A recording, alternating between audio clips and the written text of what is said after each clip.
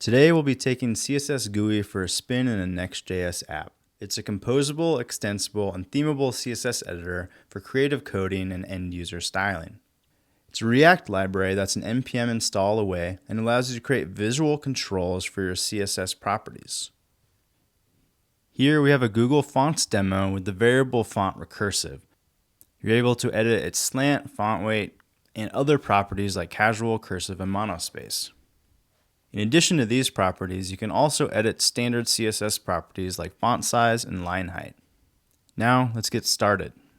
First, we'll need to install the package. Here we're in a mono repo, so we'll need to target the demo workspace where we'll be working. Now we're ready to run the dev server. As you'll see, we have a small skeleton set up. Let's go ahead and open up that file. It's time to replace the Hello World scaffolding. So we can go to the Getting Started page and cut and paste the example editor code. Here we can see the font size control generated from the styles config. We also see the styled paragraph being rendered with the styles from the config as well. We can continue to make this more interesting by bringing in the code gen.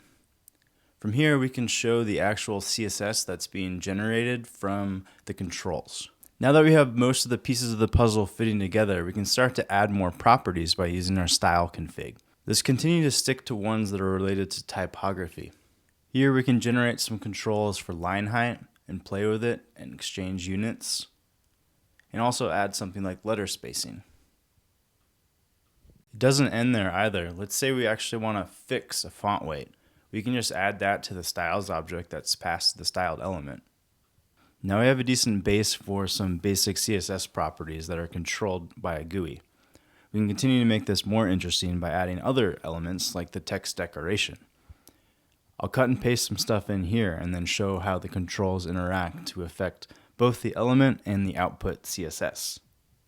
This is CSS GUI in action.